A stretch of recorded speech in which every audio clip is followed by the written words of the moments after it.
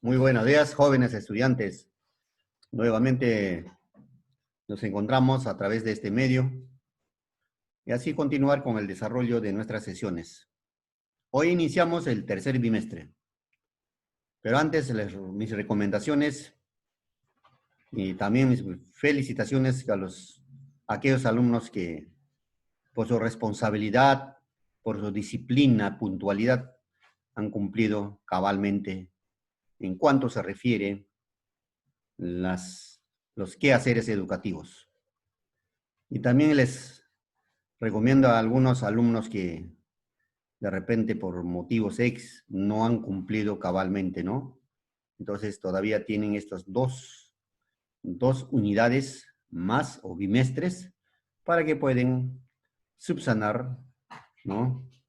Todo lo perdido. Nada está perdido, por favor. ¿Sí? Entonces vamos a iniciar con el primer tema en la asignatura de literatura. Jóvenes, hoy vamos a hablar sobre el neoclasicismo. Neoclasicismo. ¿Qué significa neoclasicismo? ¿No? Neoclasicismo significa revalorar, hacer presente a las obras clásicas, esas obras maestras, que de algún modo, pues, con la aparición de otras escuelas u otros movimientos literarios, ya van quedando hacia atrás. Entonces, eso es lo que los neoclásicos van a revalorar, van a imitar, ¿no? Claro que no van a ser, ¿qué te digo? Con los mismos estilos, ¿no? Sino con otros estilos, pero tratando de imitar a esos clásicos, ¿no? Vuelvo a recalcar, eso se llama el neoclasicismo. El neoclasicismo significa nuevo clásico, clasicismo, porque aspira a restaurar las normas e ideales del clasicismo. Surge a fines del siglo XVI e inicios del siglo XVIII, cuando en Europa produce radicales cambios, ¿no? Tanto políticos, sociales, económicos y culturales. Entonces, como vuelvo a recalcar, el neoclasicismo, ¿no? Significa nuevo clasicismo, porque van a tratar de imitar en cuanto a la creación literaria. De ese modo van a renacer al clasicismo. ¿Ya? ¿Qué características tuvo? Son respetuosos de las normas, reglas clásicas en el arte métrica. Entonces ahí nomás te das cuenta de que ustedes saben de que los clásicos eran respetuosos. Ellos fueron los que crearon la métrica, el ritmo, la rima. Entonces, los neoclásicos van a respetar eso. Los autores tratan de imitar a los clásicos, ya les dije. Imitan a los clásicos. Predomina lo académico sobre la razón. Eran muy... Ustedes saben de que los clásicos, más que nada los clásicos griegos, eran demasiadamente académicos, ¿no? La comedia es didáctica y moralizadora, con personajes de clase media y aristocrática. ¿Qué significa esto? A pesar que las obras se tratan cuyos temas son de repente eh,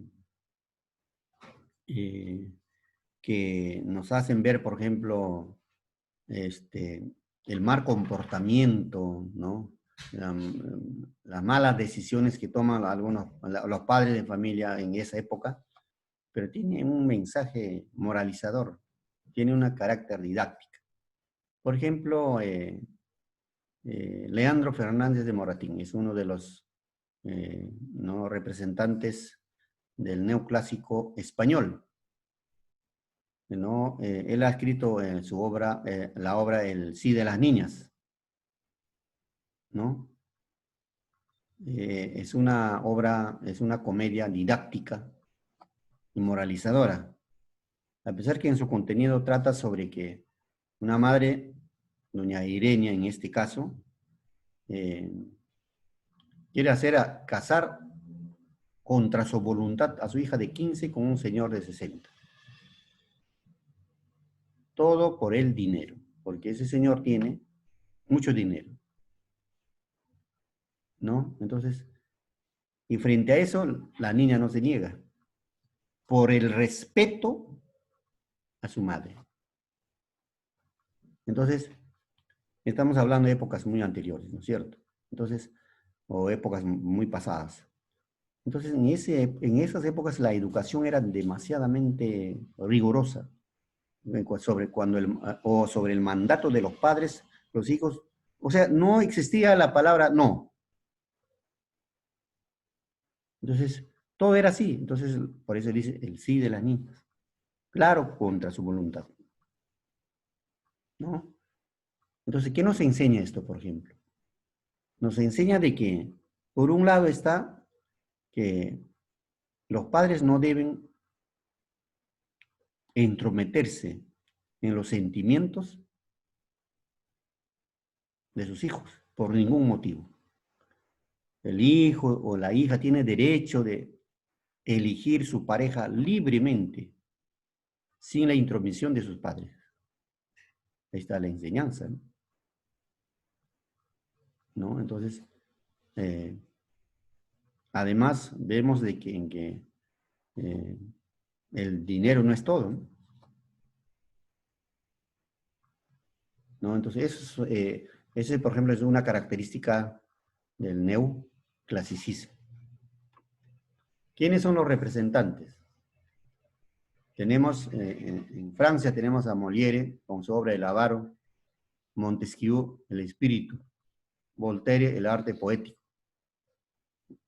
En Inglaterra tenemos Daniel Defoe con su obra Robinson, ¿no? John Smith, Viajes de Gilliard.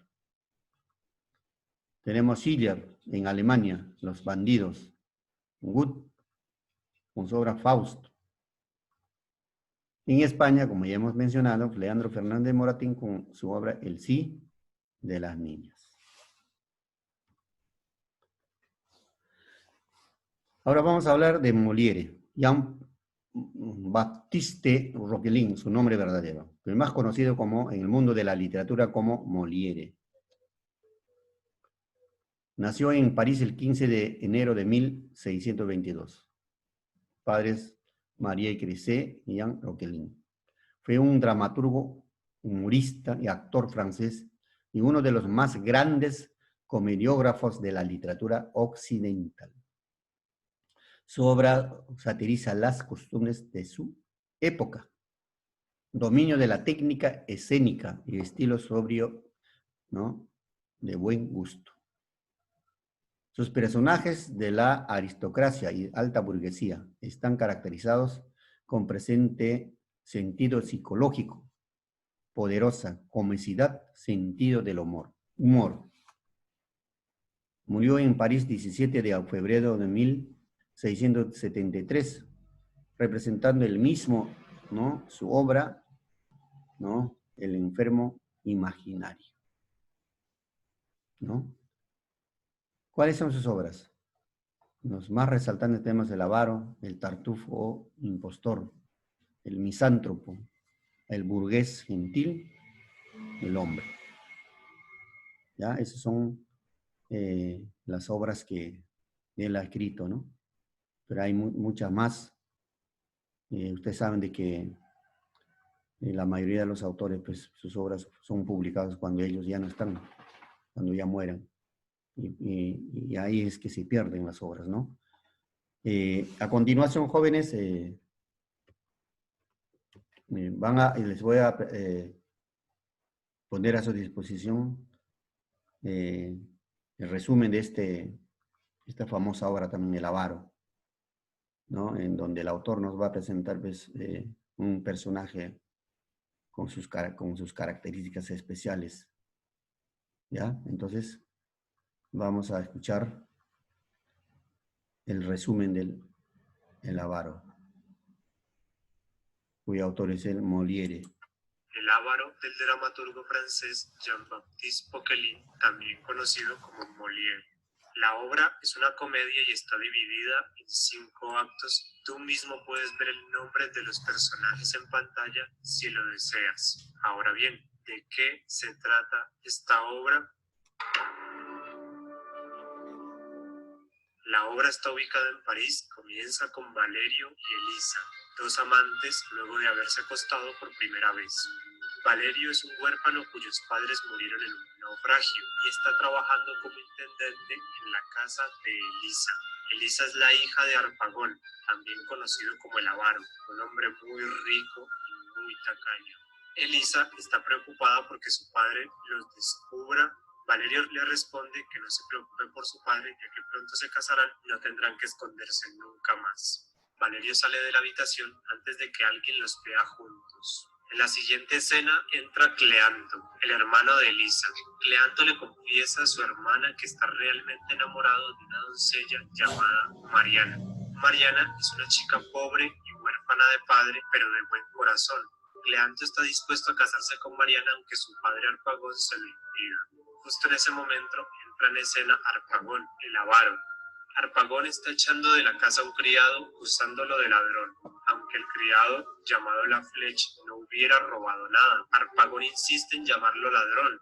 Harpagon es tan, pero tan avaro que tiene todas las joyas y objetos valiosos guardados bajo llave y no deja que nadie más que él los toque. Harpagon es tan avaro que incluso enterró un cofre con 10.000 piezas de oro en el jardín de su casa, para que nadie, excepto él, lo pudiera encontrar. Cleanto y Elisa entran en escena, porque quieren confesarle a su padre acerca de sus intenciones de casarse, pero Harpagon los interrumpe para decirles que él ya ha decidido casarse con una mujer humilde llamada Mariana, la misma mujer de la que está enamorado Cleanto. Ambos, Cleanto y Elisa, se quedan muy impresionados y por si fuera poco, Harpagon ha decidido desposar a Elisa con Anselmo, un anciano rico de una gran hacienda. Justo en ese instante aparece Valerio en calidad de intendente. Valerio tiene que conformarse con ser un intendente en la casa de Harpagon porque de otra forma no podría estar con Elisa. Harpagon le pregunta a Valerio si le parece buena idea desposar a Elisa con el viejo Anselmo. Valerio le responde que no podría estar más de acuerdo y que le parece una idea estupenda, pero en realidad Valerio dice esto para distraer a Harpagon mientras se le ocurre un plan para escapar con Elisa. Cleanto está buscando un prestamista que le dé 15.000 monedas de oro para poder desposarse con Mariana antes de que lo haga su padre. Para eso se encuentra con Maese Simón. Maese Simón es un criminal que ayuda a Cleanto a conseguir un prestamista, pero resulta que el prestamista es un usurero y un timador que quiere cobrarle a Cleanto 4 veces más en intereses las 15.000 monedas. Lo que ni Cleanto ni Maese Simón sabían era que el prestamista usurero era el mismo Harpagon. Harpagon tampoco sabía que iba a prestarle esa cantidad de dinero tan grande a su hijo. Ambos se dieron cuenta porque Maese Simón, el criminal, estaba en la casa de Harpagon cerrando el préstamo de los 15.000 monedas de oro. En la siguiente escena entra Frosina, una anciana alcahueta que está persuadiendo a Mariana para que se case con Harpagon. Frosina le dice a Harpagon que Mariana está sumamente enamorada de él y no tiene nada de qué preocuparse porque con toda seguridad Mariana se casará con él. Todo esto es una mentira que le dice Frosina a Harpagon para que le dé dinero, pero Harpagon es tan tacaño que se va antes de siquiera pagarle a Frosina. Harpagon está preparando un banquete para Mariana, su prometida, y para Anselmo, el anciano con el que se va a casar Elisa. Mientras está preparando todo para la cena, le pide a los sirvientes que cocinen algo y alisten los caballos para el carruaje. Uno de los sirvientes, llamado Maese Santiago, le responde que en la casa no hay comida, que casi nunca hay comida porque él jamás compra. También le dice a Harpagon que los caballos están muertos de hambre porque nunca se les da de comer. Maese Santiago termina por decirle a Harpagon que es un viejo tacaño, avaro y egoísta. Harpagon golpea a Maese Santiago por ser un criado impertinente. Como Valerio es el intendente de Harpagón, también le da unos bastonazos a Maese Santiago. Maese Santiago jura vengarse de Valerio por haberlo golpeado de esa manera. En ese momento aparece Mariana. La primera impresión que tiene Mariana acerca de Harpagón es que es un viejo senil y decrépito, pero inmediatamente Mariana se encuentra con Cleanto. Cleanto le confiesa su amor a Mariana y Mariana le responde que si no estuviera comprometida con Harpagón, se casaría con él. Para molestar a su padre, Cleanto le ofrece a Mariana un anillo con piedras preciosas en nombre de su padre. Harpagón se enoja muchísimo porque ese era uno de sus anillos más costosos. Mariana y Cleanto están pensando en un plan para impedir el matrimonio, pero justo en ese momento, Harpagón descubre que su hijo está enamorado de Mariana y le prohíbe a Cleanto volver a acercarse a Mariana de nuevo. Cleanto se rebela contra su padre y le dice que nunca va a renunciar a Mariana. Harpagón deshereda a Cleanto y lo echa de su casa. Cleanto, junto con el criado La Fleche, desentierran el tesoro de 10.000 monedas de oro del jardín para vengarse de su padre. Cuando Harpagón descubre el robo, se enloquece, pierde totalmente la cordura. Harpagón llama a un comisario para que capture al ladrón del tesoro. El comisario entrevista uno por uno a todos los criados de la casa, empezando con Maese Santiago. Maese Santiago afirma que fue Valerio el que robó el tesoro. Maese Santiago inculpó a Valerio como venganza por haberle pegado los bastonazos. Valerio es interrogado por Harpagón porque Harpagón lo acusa de ladrón. Como Valerio no está enterado del robo de las 10.000 monedas de oro, piensa que Harpagón le está acusando de haber robado el corazón de su hija Elisa. Valerio confiesa haber robado el corazón de Elisa y estar perdidamente enamorado de ella. Así es como Harpagón se entera de la relación entre Valerio y Elisa. Justo en ese instante aparece Anselmo, el anciano. Valerio le confiesa a Harpagón su verdadera identidad. Valerio en realidad es hijo del difunto Tomás de Albursi, un rico mercader napolitano, y le dice a Harpagón que su padre murió en un naufragio. Justo en ese momento, Mariana reconoce a Valerio como su hermano porque el difunto padre de Mariana también es Tomás de Albursi. Por si fuera poco, el anciano Anselmo confiesa que él es el verdadero Tomás de Albursi y que luego del naufragio comenzó una nueva vida en París con el nombre de Anselmo.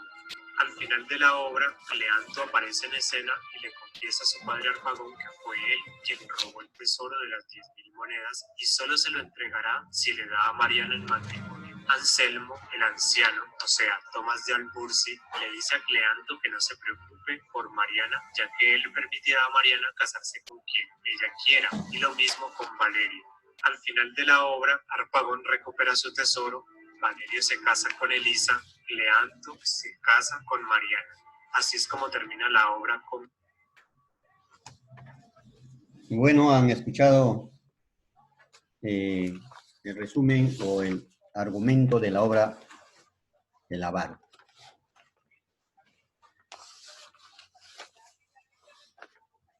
¿Qué nos quiso demostrar Molière con esta obra?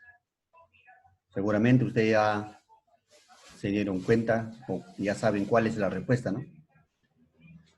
En primer lugar, vemos en esta obra que cómo el ser humano pierde, ¿no? O prefiere perder la familia por el dinero. Harpagón es el protagonista de la obra.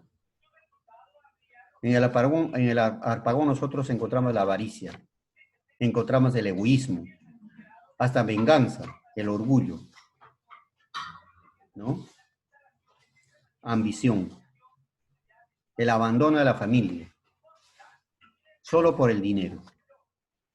Prácticamente el Harpagón se enamora de su dinero, siente un amor especial por su dinero, hasta se aparta de la sociedad, ¿no? Entonces ahí vemos eso, ¿no? Por eso dentro de, en el contenido de la obra vemos los antivalores, la avaricia,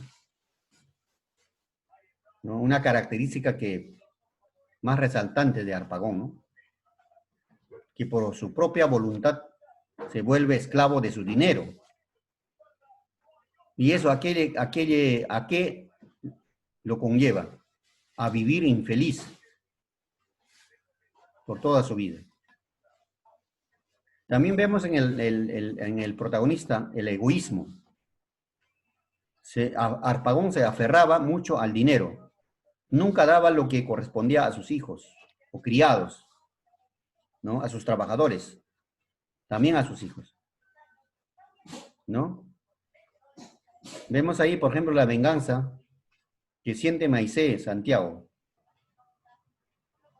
el orgullo, ¿no? Entonces, también vemos la desconfianza que sentía Harpagón, ¿no? Por sus criados y sus hijos. Eso es lo que vemos más. Hay más antivalores que valores, ¿no? Pero eso no quiere decir que esta obra tenga una característica didáctica, moralizadora. Claro que sí, ¿no? Por ejemplo, ahí vemos, por ejemplo, la fidelidad de Flecha hacia su amo Cleanto. La generosidad también vemos de Fonsina al proponerse ayudar a Mariana y a Cleanto, ¿no? El amor. Toda persona es por el amor que es capaz de todo, ¿no? Entonces, jóvenes, esta obra pues, es una crítica de un defecto humano, que es la avaricia, ¿no? Y la codicia. Cuando los seres humanos anteponen el amor por el dinero a cualquier otro aspecto de la vida humana. Y la consecuencia de la avaricia es el egoísmo, ¿no? Harpagón se encuentra dominado por estos dos sentimientos de una manera asombrosa, ¿no? El sentimiento del honor que queda desechado por completo, en el caso de Harpagón, ¿no? También la preocupación por la dignidad y la noción de sus deberes como un padre. El amor familiar queda prácticamente en palabras y no en hechos. En los hijos de Harpagón, la avaricia mata por completo el cariño, el respeto que deberían tener a su padre. Las pretensiones amorosas de Harpagón, que no son de otra cosa que el maquillaje de su avaricia innata, ¿no? Y apasionada, ¿no? Entonces, pues eso es lo que nosotros vemos en el contenido de la obra. ¿Mm? Además, esta comedia trata, pues, ¿no? de temas que no son divertidos en algo absoluto. En primer lugar, la avaricia, pero también la tiranía doméstica, el egoísmo, ¿no? Eso es el contenido de esta obra. Que bien lo trabajó Molière, ¿no?